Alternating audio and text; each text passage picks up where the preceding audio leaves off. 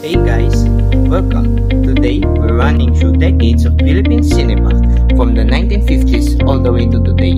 This is a timeline of films that shaped how we tell stories as a nation. 1950s. Filipino films in the 50s love spectacle and folk adventure. Anak ng Espada 1954 is a swashbuckling sword and hero story that played the audience who loved epic actions. Pepeng Kaliwete 1958 featured the era's action star style and memorable fight. Anak ng Bulkan 1959 mixed folklore and natural disaster drama. Continuing on our previous discussion, 1960s era, more variety, real-life crimes, superhero comics, regional stories, and romance. Asyong Salonga 1961 is the gangster tale rooted in Tondo's real legend, the kind of anti-hero story that the audience would love. Captain Barbell 1964 brought much Rebelo Filipino superhero to the screen and helped current local pop culture heroes. Cordillera 1964 rooted at fountain communities and social conflict, and Pepe and Pilar 1966 gave audience a strong romantic comedic duo to remember. After the 1960s era, here comes the 1970s. This decade got older and political. Ang pangalan ni Medjabel of 1974 and its sequel fed to public space for outlaw sagas. 1980s, two defining works, Himala 1982 with Nora Honor's unforgettable central performance and the famous line, Walang Himala, interrogated faith and mass hysteria. It's a cornerstone of the Philippine film.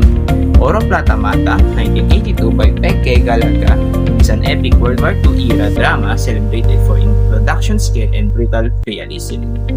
Continuing to the 1990s and 2000s, the almost present movies. The industry with two big name stars and actions still drew crowds, but the indie scene rose by the 2000s. Festivals like Cinemalaya have new voices. Anak 2000 is a major OFW family drama starring Vilma Santos about migration, sacrifice, and family ties. Love Diaz Batang West Side explored the Filipino diaspora and art house storytelling. Lapu-Lapu 2000 and the Dekada 70-2002 revisited the national heroes and martial law history respectively, showing cinema's renewed energy. Magnifico 2003 became an internationally praised emotional family drama. Nasaan Ka Man 2005 blended romance and gothic suspense, showing genre mixing in mainstream films. Moving on to 2010s, above, a decade of both small, intimate films and historical blockbuster.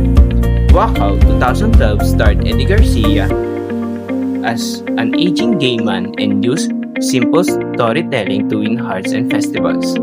El Presidente 2012 and General Luna 2015 are big historical films.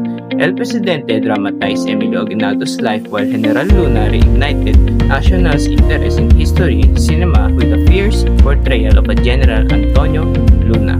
100 Tula para kay Stella 2017 captured millennial romance and college era longing Goyo. Ang Batang General 2018 followed as a companion to General Luna focusing on Gregorio del Pilar.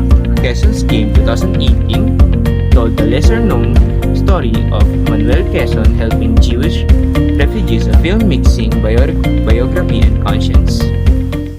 2020s to now, filmmakers mix nostalgia, horror, genre cinema, and political drama.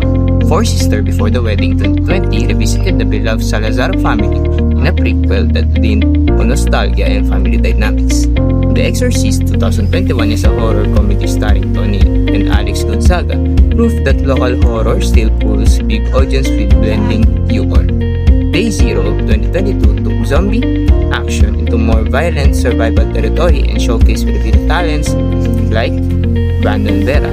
Kumburza 2023 revisited the martyrdom of the three priests and drew attentions in festivals for historical reflection. And lastly, Balota 2024, a 2024 political thriller starring Marian Rivera, used an election storyline to ask questions about democracy, civic duty, and the cause of protecting truth.